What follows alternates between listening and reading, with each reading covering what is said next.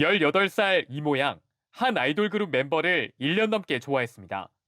지난 8일 트위터에서 팬미팅 티켓을 양도한다는 글을 봤습니다. 사기 피해 거기 사이트에다가 검색도 해봤었거든요. 근데 그때는 피해 사례가 하나도 없다고 나왔고, 돈을 보냈지만 티켓은 오지 않았습니다. 근데 저는 입금을 하고 한 10분 뒤에 같은 게시물이 또 올라오는 거예요. 이거 뭔가 사기인 것 같다? 이 사기범, 알고 보니 권모 씨, 정모 씨 등 실명 인증한 이름을 바꿔가며 거래하는 나름대로 유명 인물이었습니다. 설 연휴 이후 피해자 단체 대화방에 모인 사람만 180여 명, 특히 거래 뒤 각종 상황을 설정한 핑계를 대는 걸로 유명해 이른바 핑계 사기범으로 알려진 인물이었습니다. 아이 학원에 데리러 가야 해서 직접 못 만난다는 핑계부터 갑자기 아이가 울기 시작했다, 기다려달라, 과외 선생님이 집에 오셨다, 끝난 뒤 보내겠다까지 다양했습니다. 당근마켓에서 이 핑계 사기범을 만난 김모 씨. 상품권을 사려고 68만 원을 송금했는데 판매자가 보낸 바코드는 모두 가짜였습니다. 마트에 가면 상품권 키오스크가 있어요. 거기 찍어봤는데 받은 3장 다 아니더라고요. 사기란 걸 알았을 땐 늦었습니다. 판매자는 당근마켓, 번개장터 등 중고거래 사이트부터 트위터 등을 가리지 않고 활동했습니다.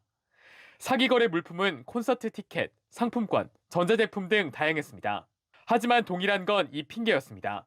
전국에서 신고가 이어져 경찰이 수사에 들어갔지만 지금도 피해자는 늘고 있습니다. JTBC 이승환입니다. 임영웅 콘서트 표를 양도한다고 써 있습니다. 좌석 위치도 표시돼 있습니다. 95년생 임모 씨가 운영하는 계정입니다. 20대 A씨는 온라인에서 이 글을 보고 연락을 했습니다. 거래가 잘 끝났다라는 것도 거기에 딱 올려져 있고, 그래서 그리고 그 팔로워 수도 되게 많았거든요. 믿고 돈을 보냈지만 입금 직후 연락이 끊겼습니다. 자기 민증을 이제 그분한테 보여줌으로써 나는 진짜 이 사람이 맞다라는 거를 그것도 보여주신 것 같아요. 임 씨는 이렇게 소셜미디어에 약간의 웃돈을 받고 표를 넘겨주겠다라는 글을 올립니다. 피해자가 말을 걸어오면 신분증과 계좌번호를 보여줍니다. 그리고 돈을 받은 뒤 잠수를 탑니다. 이렇게 당한 사람이 확인된 것만 400여 명, 피해액은 7천만 원이 넘습니다. 사기에 쓰인 임 씨의 계좌만 최소 수십 개입니다. 온라인 거래라 피해자는 전국에서 나왔습니다. 신고가 들어간 경찰서만 20곳이 넘습니다. 경찰 수사는 아직 진전이 없습니다. 이발기사는 그거 오편은 받은 지 한 3주 정도밖에 안 됐어요. 2, 3주 정도밖에. 다른 연락은 없었던 건가요? 전혀 경찰에서 연락도 없고. 전문가는 사건을 합쳐야 한다고 조언했습니다.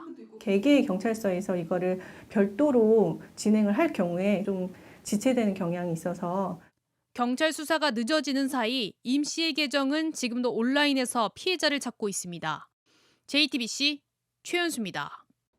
2달 전 중고 카메라를 판다며 인터넷 사이트에 올라온 글입니다.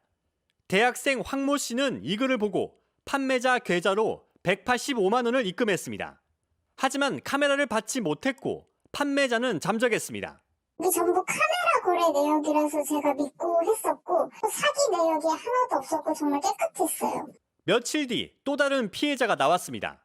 더치트 사이트에서 검색을 했을 때 아무런 문제가 없는 계좌나 전화번호로 나오니까 한 달가량 이런 수법에 당한 피해자만 200명이 넘고 피해 금액은 9천만 원에 달합니다. 경찰 수사 결과 20대가 포함된 사기 조직의 범행으로 드러났습니다. 이들은 해킹한 계정과 휴대전화 유심 39개로 추적을 피했습니다. 조직 가운데 한 명의 이름으로 된 적금 계좌 90여 개를 돌려가며 돈을 받았습니다. 계좌 수와 개설에 제한을 받는 일반 계좌와 달리 적금 계좌는 휴대전화 앱으로 여러 개를 만들 수 있다는 점을 노린 겁니다. 비대면 적금 계좌의 경우도 이게 어느 정도의 제한이 필요하다. 경찰은 조직 총책을 포함 3명을 구속하고 3명을 불구속 입건했습니다. JTBC 배승주입니다.